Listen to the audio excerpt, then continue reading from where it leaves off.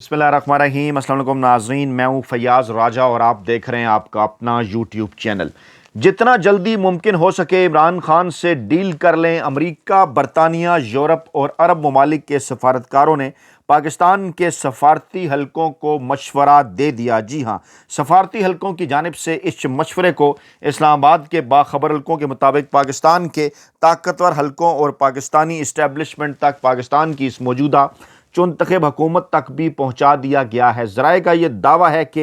ये जो आसाब की जंग है, ये जो आइन कानून और जमहूरियत की बहाली की जंग है, इमरान खान जो बरसरे पैकार हैं पाकिस्तान के ताकतवर हलकों से, उस जंग का अब आखिरी और हतमी मरहला आ चुका और अब फैसला इस बात के ऊपर होगा कि आखिरी और हतमी मरहले के अंदर कौन अपने आसाब बरकरार रखता है, मजबूत रखता है और कौन आंख झपक देता है। अब तक जो ये जो आइन कानून और जमहूरियत के हवाले से इमरान खान और पाकिस्तान तहरीक इंसाफ की जो जद्दोजहद जारी है, इस पर नैरेटिव के पॉइंट ऑफ व्यू से पाकिस्तान तहरीक इंसाफ और इमरान खान का पलड़ा भारी है। और आज जिस लम्हे मैं ये आपके सामने ये वीडियो कर रहा हूँ, तमाम तर मुल्की और बैनुल अक़वामी इदारे, तमाम तर मीडिया से ताल्लुक़ रखने वाले लोग, सहाफ़ी, इंटरनेशनल जो है वो इलेक्शंस के ऊपर काम करने वाले, सर्वेस के ऊपर काम करने वाले तमाम लोग, तमाम इदारे इस बात के ऊपर मुत्तफ़िक़ हैं कि इमरान खान को और पाकिस्तान तहरीक इंसाफ को नैरेटिव के मामले में शिकस्त नहीं दी जा सकी।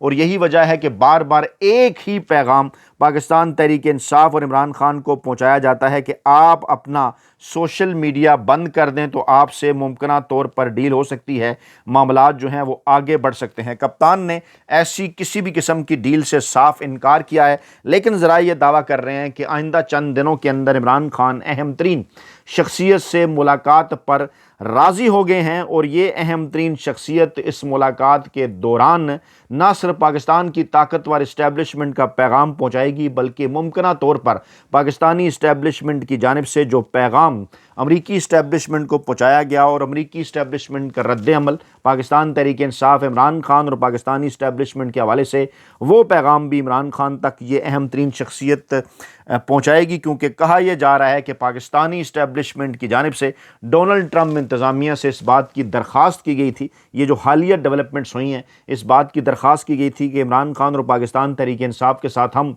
अपने मामलात को बेहतर बनाना चाहते हैं, लेकिन उसके लिए आपको इमरान खान को कुछ चीज़ों के ऊपर राज़ी करना होगा और बदले में जो पाकिस्तानी इस्टेब्लिशमेंट की रेलेवेंस है वो अमरीकी इंतज़ामिया, अमरीकी इस्टेब्लिशमेंट को बताई जा रही है कि हम अभी भी आपके लिए दहशतगर्दी के ख़िलाफ़ इस जंग में अफ़गानिस्तान हो या ये जो ख़ित्ता हो, इसमें अहम तरीन किरदार अदा कर सकते हैं। इस रेलेवेंस को हासिल करने के लिए इस वक्त क्या कुछ किया जा रहा है, क्या कुछ किया जा चुका है, आगे बढ़ने से पहले मैं थोड़ा सा बैकग्राउंड आपके सामने रखता हूं कि जनाब इस वक्त जो इंटरनेशनल इदारे हैं वो बात क्या कर रहे हैं, जो कि मीडियाई इदारे हैं, जो कि आलमी मामलात पर नज़र रखने वाले इदारे हैं, वो इस वक्त बात क्या कर रहे हैं। पहले तो ये जहन में रखिए कि ग्लोबल टेररिज्म इंडेक्स में पाकिस्तान इस वक्त दूसरे नंबर पर है, दहशतगर्दी में 45% इजाफा हो गया है और ये रिपोर्ट मुसलसल इंटरनेशनल टीवी चैनल्स, अखबारात और मीडिया की जो जीनत है वो बन रही है। दूसरा, BBC की दो खबरें आज बड़ी इंपॉर्टेंट हैं। पहली खबर उनकी जनाब ये कि हाइब्रिड निज़ाम की मुआशी शक्ल और फ़ौज का किरदार, ज़राअत और सियाहत से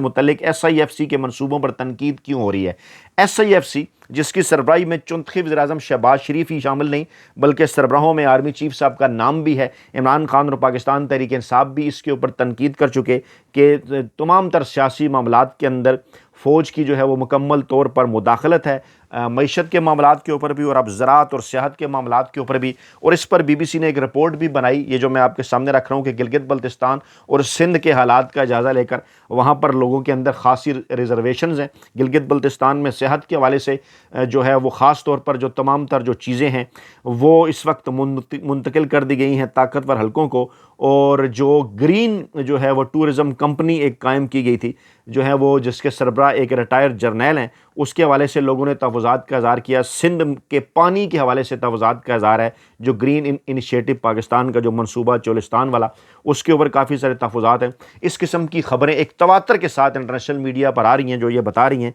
कि इस वक्त पाकिस्तान के इस हाइब्रिड रजीम के अंदर जो है वो हद से ज़्यादा किरदार जो है पाकिस्तान के ताकतवर हलकों और फ़ौज का बढ़ चुका है। दूसरी जानिब एक और ख़बर के دولت اسلامیہ، طالبان اور امریکی ہتھیار، کیا افغانستان پاکستان اور امریکہ کو دوبارہ قریب لا سکتا ہے؟ یہ اس معاملے کے اوپر بھی اس وقت ڈیبیٹ چل رہی ہے کہ افغانستان کے اندر اس وقت جو صورتحال اس وقت جو پیش کی جا رہی ہے پوری دنیا کے سامنے اور پاکستان کی جانب سے بھی، کیا وہ یہ جو صورتحال ہے کیا امریکہ اور پاکستان کو ایک مرتبہ پھر ایک دوسرے کے قریب لا سکتی ہے، اور بدلے میں پھر پاکستانی اسٹیبلشمنٹ وہ اپنی خواہشات امریکی اسٹیبلشمنٹ کے ذریعے پوری کر سکتی ہے؟ پاکستان تحریک انصاف اور عمران خان کے حوالے سے، کیونکہ چند دن پہلے جب ڈونلڈ ٹرمپ صاحب کی جانب سے پاکستان کا شکریہ ادا کیا گیا تو سوالات اٹھے کہ کیا آگے چل کر جناب عمران خان اور پاکستان تحریک انصاف کے حوالے سے کوئی آواز اٹھے گی؟ براہ راست طور پر تو بھی کوئی آواز نہیں اٹھی، لیکن ان بٹوین دا لائنز بالواسطہ طور پر کافی آوازیں اٹھ رہی ہیں، اور ذرائع یہ دعویٰ کر رہے ہیں کہ آگے چل کر معاملات اس چنتخب حکومت کے لیے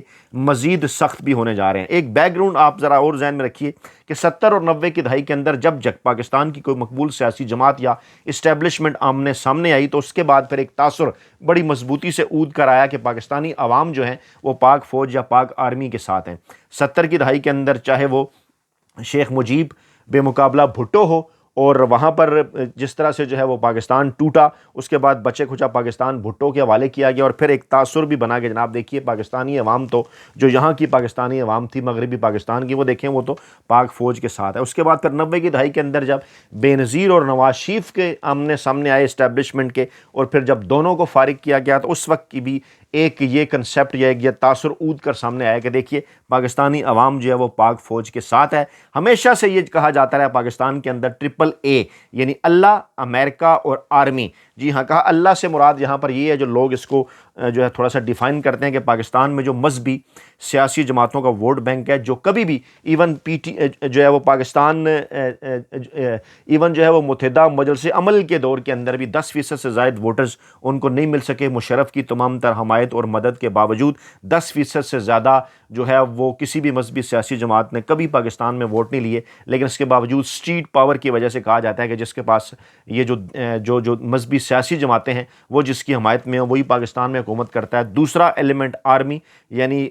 طاقتور اسٹیبلشمنٹ جس کے ساتھ ہو اسٹیبلشمنٹ، اور تیسرا ایلیمنٹ امریکہ، یعنی امریکہ کی آشیرواد حاصل ہو۔ 70 اور 90 تک یہی ہوتا رہا۔ اس وقت 2022 کے بعد جو ایک بنیادی اور چوتھا ایلیمنٹ اود کر سامنے آیا وہ ہے جناب پاکستانی عوام کا۔ عوام بھی اے سے ہی اگر ہم جو ہے وہ اس کو لکھیں رومن کے اندر تو یہ ایک چوتھا اے ہے، یعنی اس وقت لوگ یہ بات کر رہے ہیں، عمران خان یہ بات کر رہے ہیں کہ جناب وہ جو اے آرمی کے ساتھ ریلیٹ کیا جاتا تھا کہ جناب وہ جس کے پیچھے اور کہا جاتا تھا کہ آرمی اور پاکستانی عوام ایک ہے، اور ہر اس سیاستدان کے حوالے سے 70 اور 90 کی دہائی کے اندر شیخ مجیب ہوں، بھٹو ہوں، نواز شریف ہوں یا بے نظیر بھٹو، لیکن اس مرتبہ صورتحال مختلف ہے، اور جس طرح سے ایک رد عمل کے طور پر پاکستان کی طاقتور اسٹیبلشمنٹ، چاہے وہ DGISI ہوں، چاہے وہ DGISPR ہوں، چاہے وہ آرمی چیف صاحب ہوں، الیکشن سے پہلے اور الیکشن کے بعد مختلف یونیورسٹیز کے اندر جا کر طلباء سے ملاقاتیں کر رہے ہیں، اور ہر ایک بیان کے اندر یہ بات کی جاتی ہے ISPR کے جناب نوجوان بڑی تعداد میں ہمارے ساتھ ہیں۔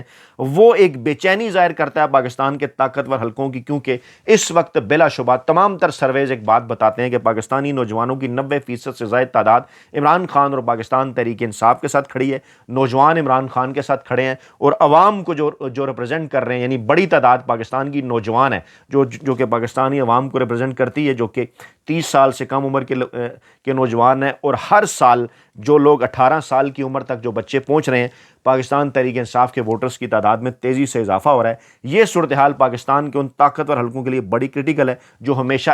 آرمی اور امریکہ ایک ہی اے سمجھا کرتے تھے، اور کہا کرتے تھے کہ پاکستان کے اندر شیخ مجیب ہو، بھٹو ہو، نواز شریف ہو یا بے نظیر ہو، ان کے مقابلے میں پاکستانی عوام آرمی کے ساتھ کھڑی ہوئی نظر آئی۔ یہاں اس مرتبہ صورتحال خاصی مختلف ہے۔ عمران خان بھی اس جانب اشارہ کر چکے، اپنے تینوں خطوط کے اندر بھی تمام تر ملکی بین الاقوامی رپورٹس بھی اسی جانب اشارہ کر رہی ہیں، اور ایک بے چینی بھی ہے، کیونکہ عمران خان بارہا یہ بات کر چکے کہ نوجوانوں اور پاک فوج کے درمیان ایک بڑی خلیج پیدا ہو گئی۔ اس کی وجہ کیا ہے کہ 8 فروری 2024 کا مینڈیٹ پاکستان تحریک انصاف کا، پاکستانی عوام کا اور نوجوانوں کا اس طرح سے تسلیم نہیں کیا گیا۔ اس لیے عمران خان ایک ڈیفرنٹ فیکٹر کے طور پہ سامنے آئے، جہاں پر اے یعنی بڑا اے عوام کا عمران خان اور پاکستان تحریک انصاف کے ساتھ ہے، اور اس مرتبہ جو پاکستان کی طاقتور اسٹیبلشمنٹ ہے وہ اس معاملے کے اوپر جو ہے وہ تھوڑی سی بے چین جو ہے وہ نظر آتی ہے، اور ان کی جانب سے جو رد عمل آ رہا ہے، چاہے وہ سیکیورٹی ذرائع سے حوالے سے ہو، چاہے غیر رسمی گفتگو ہو، چاہے براہ راست ملاقاتیں ہوں نوجوانوں سے، وہ یہ ظاہر کرتی ہیں کہ بہرحال ان حلقوں کے اندر یہ احساس موجود ہے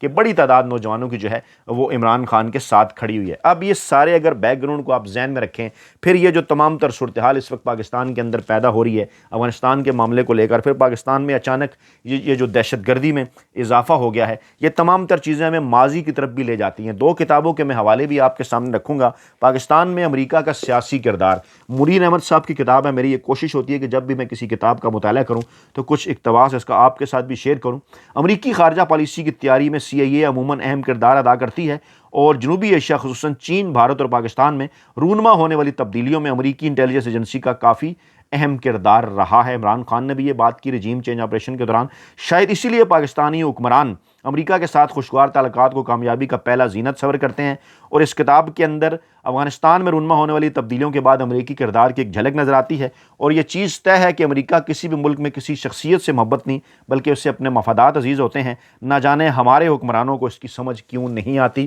یہ پیراگراف میں نے کیوں پڑھا ہے، اس کی ریلیونس موجودہ صورتحال کے اندر کیا ہے، کیونکہ ایک مرتبہ پھر شہباز شریف صاحب یہ تاثر دے رہے ہیں کہ ہم جناب آپ کے لیے بڑے اہم ہیں، اور کہا یہ جا رہا ہے کہ دیکھیں جناب امریکہ ہماری بڑی تعریف کر رہا ہے اور ہم جناب اس کے لیے بڑا اچھا کام کر سکتے ہیں، حالانکہ امریکہ کی نظر اپنے مفادات پر ہوتی ہے۔ نو ایگزٹ فرام پاکستان دوسری یہ کتاب ہے، اور جناب یہ ڈینیل مارکی صاحب کی کتاب ہے۔ اس کا ایک اقتباس بھی میں آپ کے سامنے رکھوں گا کہ ہم امریکی پاکستانی لیڈرز کو خریدتے ہیں، جن میں سیاستدان، سول اور ملٹری بیوروکریسی، صحافی اور میڈیا ہاؤسز بھی شامل ہیں۔ پاکستانی لیڈرز بہت تھوڑی قیمت پر خود کو بیچ دیتے ہیں، اتنی تھوڑی قیمت کہ انہیں امریکہ جانے کا ویزا مل جائے یا ان کی اولاد کو امریکی اسکالرشپ مل جائے، تو وہ اس چھوٹی سی قیمت کے عوض پاکستانی مفادات کو بیچنے کے لیے تیار ہو جاتے ہیں۔ صرف ایک گرین کارڈ حاصل کرنے کے لیے پورے پاکستان کے امن کو کوڑیوں کے بھاؤ بیچ دیتے ہیں۔ جی ہاں، میں رپیٹ کر رہا ہوں یہ جملہ، ڈینیل مارکی نے یہ لکھا ہے اپنی اس کتاب نو ایگزٹ فرام پاکستان میں کہ جناب صرف ایک گرین کارڈ حاصل کرنے کے لیے یہ پورے پاکستان کے امن کو کوڑیوں کے بھاؤ بیچ دیتے ہیں۔ اس طرح ہمارا کام آسان ہو جاتا ہے۔ اس میں میڈیا ہاؤسز کا ذکر ہے، اس میں سول اور ملٹری بیوروکریسی کا ذکر ہے، اس میں سیاستدانوں کا ذکر ہے، اس میں صحافیوں کا بھی ذکر ہے، اور اب تو پاکستان کے کئی جج صاحبان بھی بیرون ملک جا کر وہاں پر سیٹل ہونے کو ترجیح دے رہے ہیں، تو اس لیے کچھ سوالات اب نئے بھی اس حوالے سے جو ہیں وہ پیدا ہو رہے ہیں۔ دوسری جانب اس وقت پاکستان کے اندر کیا صورتحال ہے، تمام کے تمام وہی کاسمیٹک میئرز۔